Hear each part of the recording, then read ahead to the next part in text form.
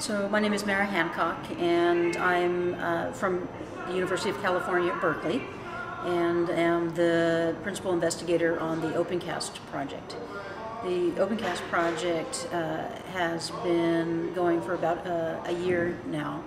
It is a jointly funded project through the Hewlett Foundation and the Hewlett Foundation to bring together a community of institutions and organizations to work on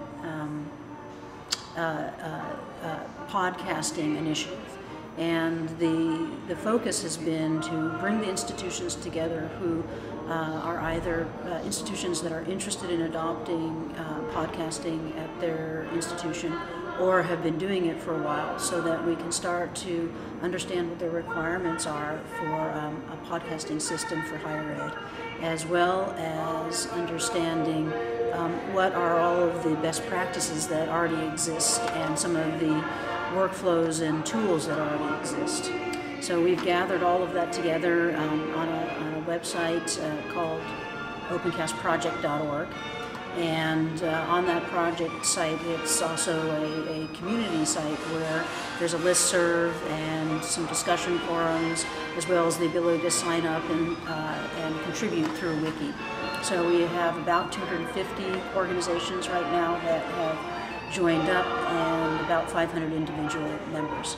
Over the past year, we came together 4 times in face-to-face meetings, both in North America and in Europe, so that we could go through a number of exercises to expose some of this wonderful content and experience that people had. One of the outcomes that we were really striving for was to understand whether there were enough common requirements and there was enough need to move forward and develop together an open source podcasting system. We didn't have a definition for that. We were going to gather through the requirements. And one of the, and I really frankly didn't know if that would be the case going into this. And some of what we discovered really was that indeed there was a lot of need for it. There's a lot of interest. A number of institutions haven't sort of crossed that threshold yet, and they're looking for ways to move forward. And in some cases they need to move forward very quickly in a grassroots way. In some ways they really want to make an investment as an institution. So about 13 of the institutions that came together who already have some experience in developing out a podcasting system or implementing a podcasting system have been working together on a proposal for what we call Opencast Matterhorn.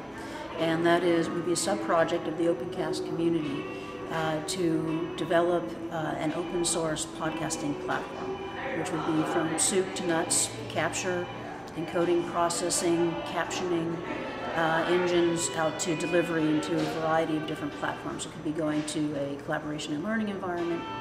It could be going to an open portal. It could be going to iTunes U or YouTube. Any number of things.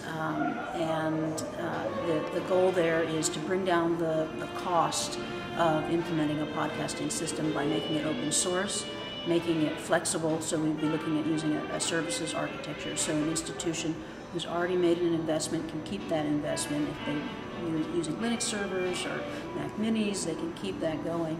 And it would be non-proprietary and scalable. So moving into the future, as the technology changes, because it's a very dynamic technology, that's something that became very clear early on, was that we wanted to use as much open standards and formats as possible, because it was a very dynamic environment and things were changing and improving all the time. So the idea is not to get so wed and tied down to one technology or the other that then it's very difficult to move forward. So hence the services architecture. So that's our future plan. I think some of the things that we discovered along the way that really aren't that surprising are things like the fact that a podcasting organization goes across a number of different departments within an institution.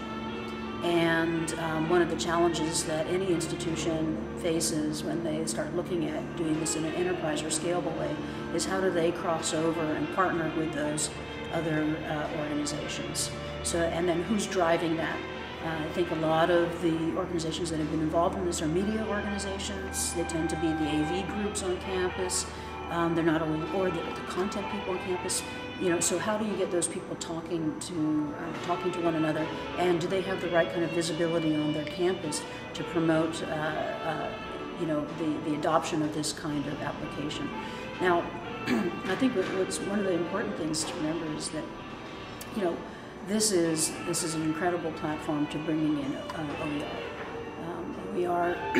We've been doing open webcasting for many years. In fact, it started back with a professor who developed our first system in 1995, and we never closed it. And so we've stayed open the entire time.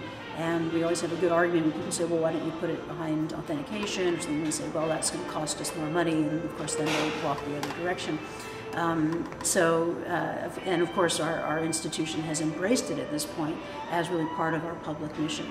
So what we're hoping with this platform and the Opencast community is that we can bring forth models of doing this in an open way with open content, and other universities will begin to follow suit. So of course the path of the open source to open content is sort of that critical path that we'll be developing.